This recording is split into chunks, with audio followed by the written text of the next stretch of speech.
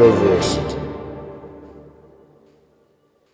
Greetings, I'm Shad, and we need to talk about portals. It's getting out of hand. People are not understanding the true significance and utility of portals to the point that it's creating massive plot holes and problems in storytelling because some of the uses are pretty obvious and it's just ruining things. Yes, I'm kind of talking about Doctor Strange. If you want to see a fuller review of Doctor Strange, it's over on my channel, Night's Watch. That's where I do a lot of reviews, commentary on pop culture and other things.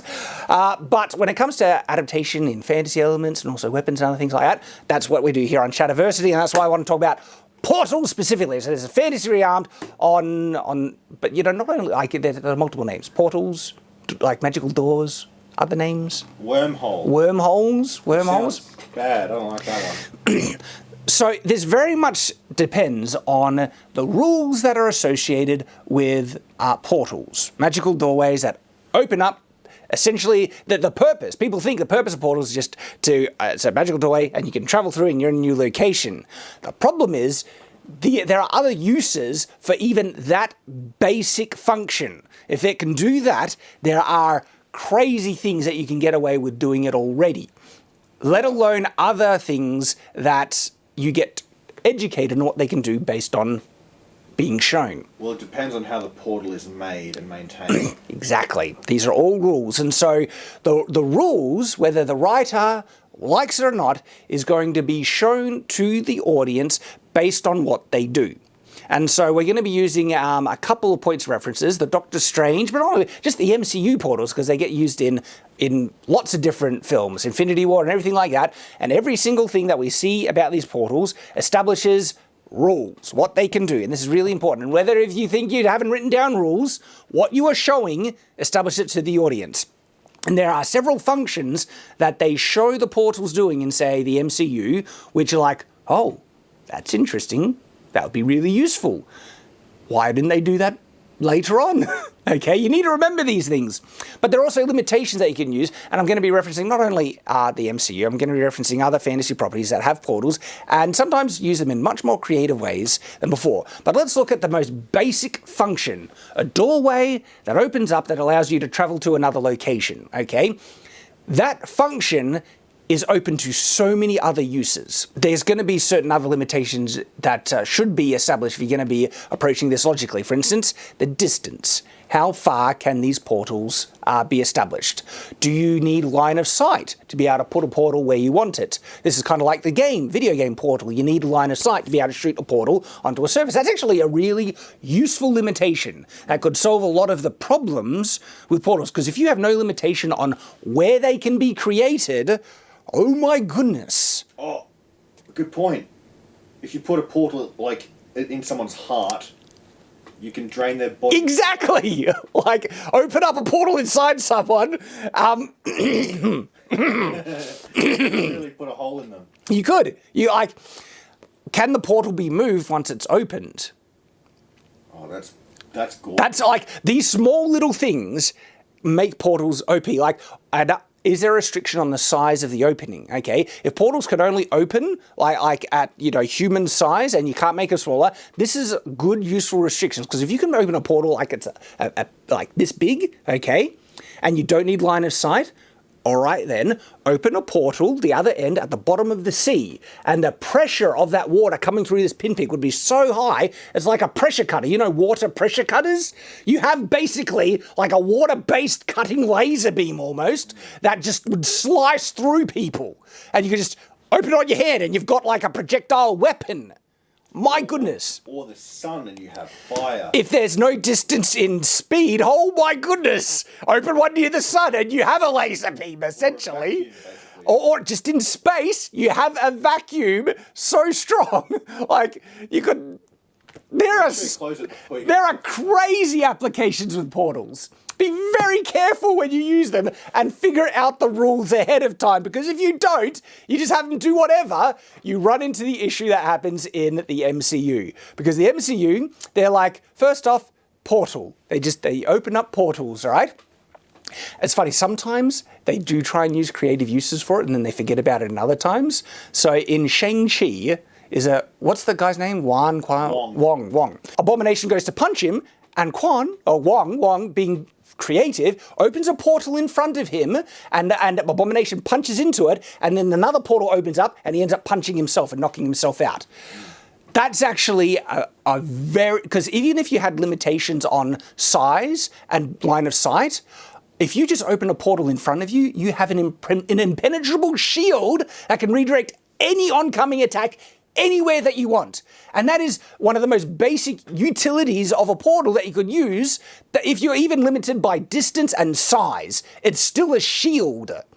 Like, one of the creative uses of portals is in the anime Goblin Slayer, okay? They actually find like minor spoilers, but not spoilers, but hopefully this might encourage you to check out Goblin Slayer. It's a fun anime. I have 2 videos on Goblin Slayer, reviewing his armor and also addressing controversy in regards to it. But it's like a magic mirror doorway into another world. And they're in a cave, and to defeat the enemy, they're almost outnumbered. They trigger a cave in, and they grab the mirror and hold it above them. And all the rocks that fall on them just fall through the portal, and everyone else gets crushed. Isn't that cool? Yeah. It's like really, really cool. Creative uses of portals, and this is one of those massive ones. Shield.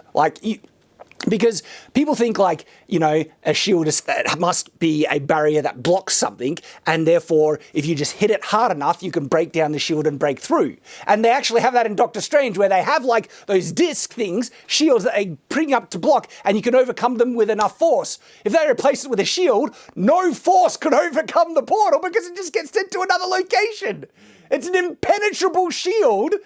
And no one uses it except Wong at one time, and then never again, basically. You saw Quan in that. I know, and it's cursed me. Yeah? It's like, get away from me, Quan. Halo, we're also reviewing Halo on Night's Watch, and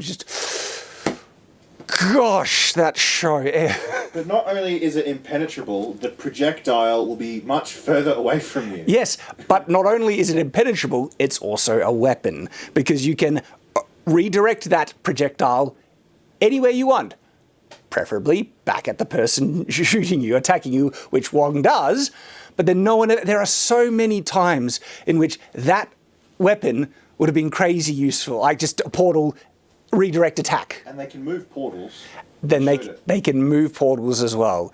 So I want to go back to what I was saying about figure out those rules. But already, if you just have a portal, like the basic function of a portal is to move from location to location, that basic function is still a shield. You just reverse it and have it face another direction. Okay, and so other limitations. What if whatever portal you make, the doorway has to face you to the point of reference to whoever's making it?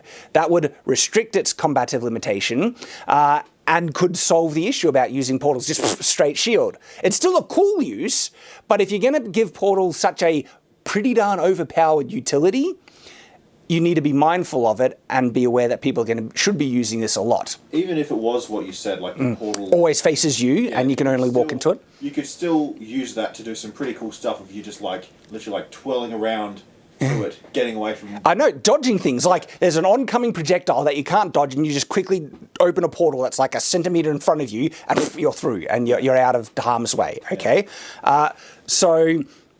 Yeah, there are a lot of uses to even that. What are other limitations that you could probably try and do it?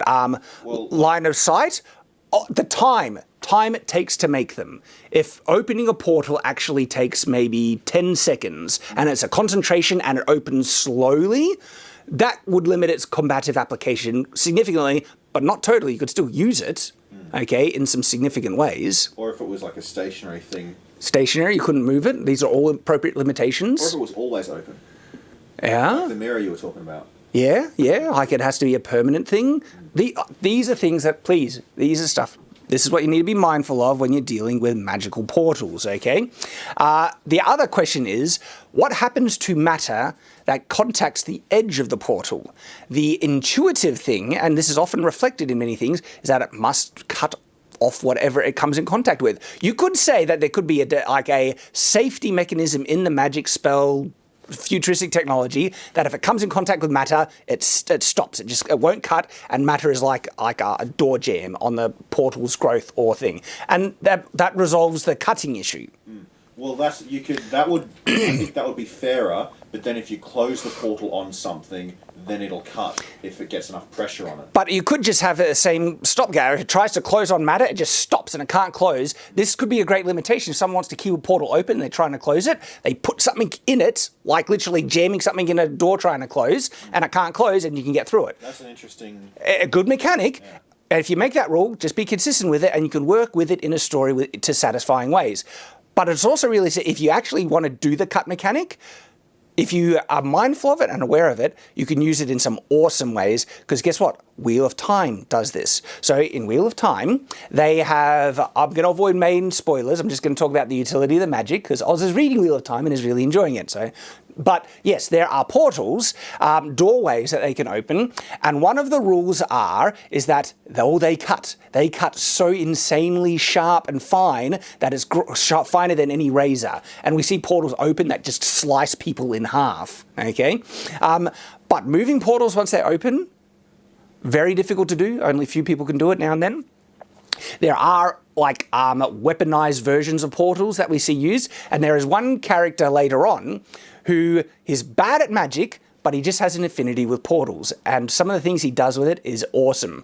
But I won't explain what he does, later on, but there's one, this isn't a spoiler because it's just something that casually he's working leather and he wants to cut leather, and he opens this tiny portal in front of him and he just pulls leather down and he's cutting leather. And so he's actually using the portals as razor blades, which you would, because it's established these portals can cut, and so use them as blades. Imagine if you could move the location of portal. What if you made like a handle that you fixed a portal onto that's like a line, and it's a portal sword? In Wheel of Time, that makes sense because they can do that. That would be cool. Like, imagine, better yet, right? So you have a portal sword, but you make the portal, say, this wide, but then the length of the sword. So when you strike with the edge of the portal, it would slice through anything. But then if you can use it as a shield, any oncoming projectile, you turn it flat and it just goes through the portal and you can block. But that would be awesome. If you can move them and it doesn't take you long to make them, then you've got a free flow. I know, just a slicing disc that you can send out and slice people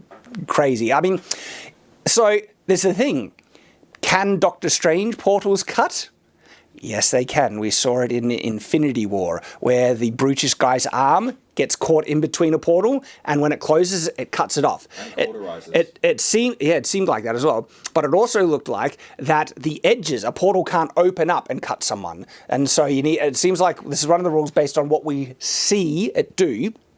The portal needs to be open in open space, like not contacting anything, but they can be moved once it's open. We see it in Thor Ragnarok, where Loki is there, Doctor Strange opens a portal, moves it, and it literally moves over someone. And so you can portal someone against their will without them actively walking through it. Yeah, it can be opened under them. If you can move a portal once it's opened, holy crap, that is like an insanely powerful thing. Okay, portal someone into the vacuum of space.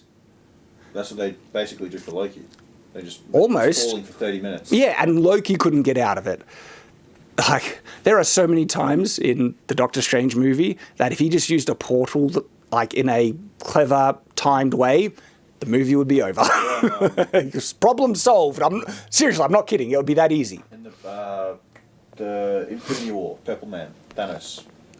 If he did that immediately, I guess he has the thing on, doesn't he?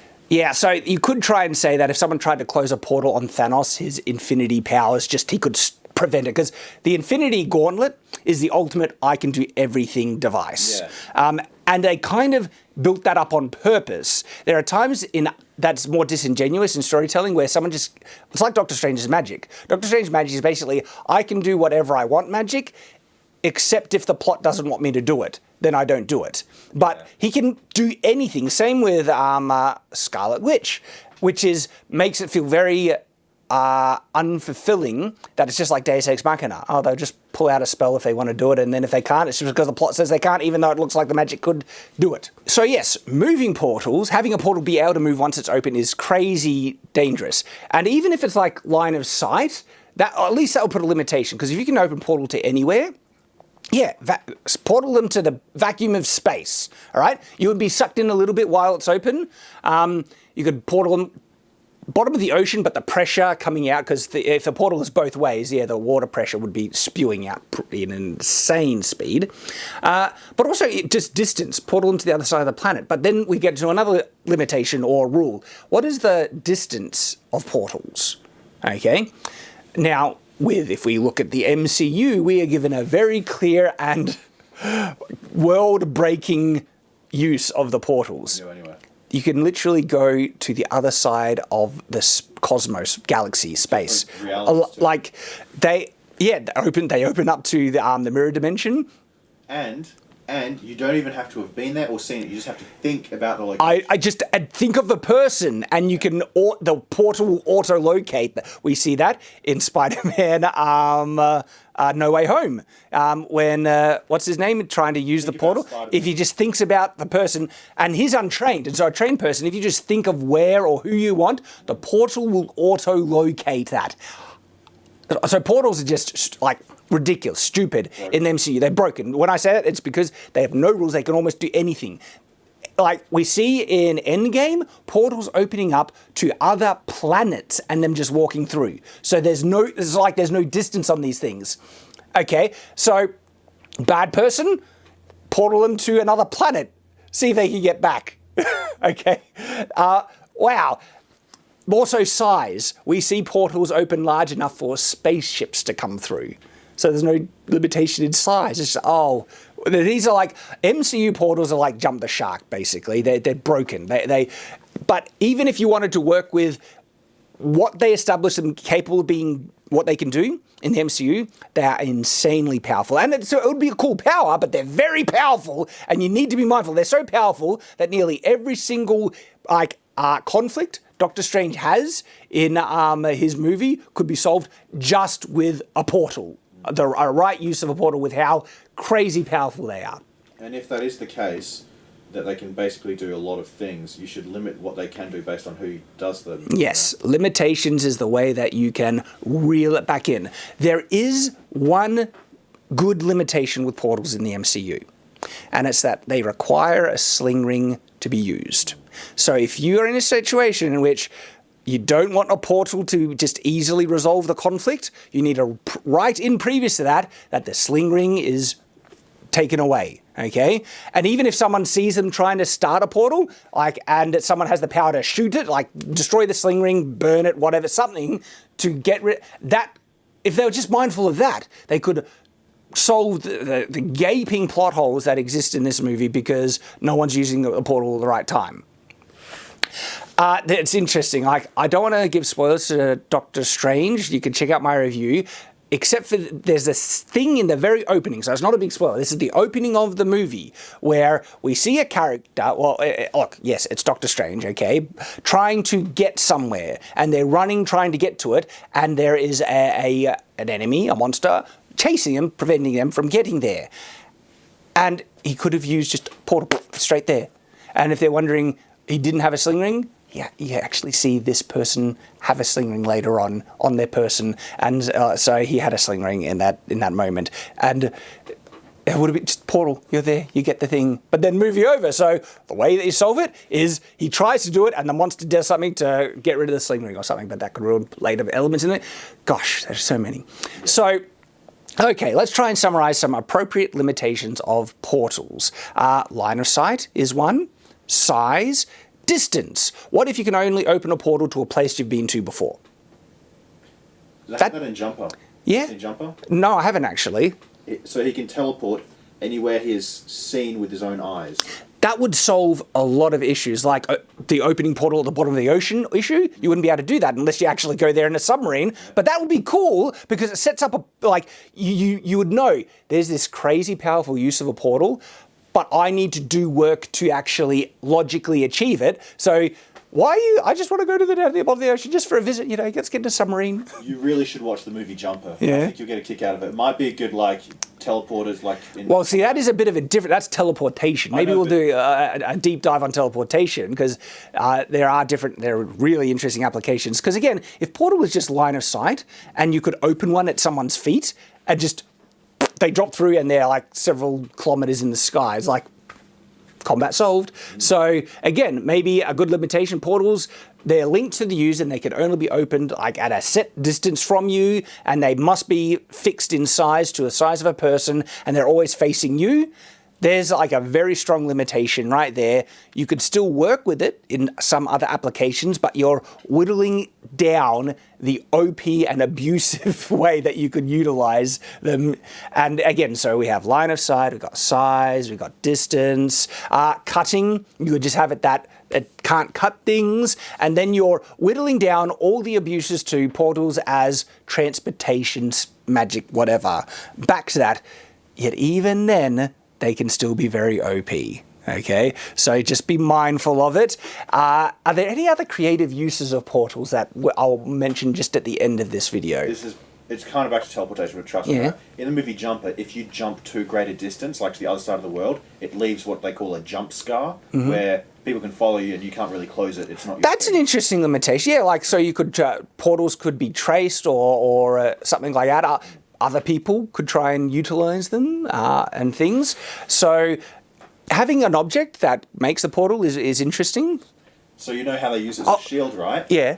Okay, like they try to use it as a weapon. Well, like let's say you throw a knife or a spear or fire a gun at someone, they use a portal and they have the portal come behind you, right? Well, then if you shoot through the portal, it attacks them because it's right in front of them. So you could play with that too. Maybe the villain catches on to the use of portals. Yeah. And so that could be an interesting where they throw it back. Let us know what you think. Are there any like creative uses of portals that we haven't mentioned in the video? That share them in the comments. I'd love to read them. But also good limitations that could help either restrict the abuses or enable them to have a restriction yet still be used in other creative ways. I'd love to see them. So I look forward to that. And of course, I hope to see you on the next video here on Shadowversity. So until that time, farewell.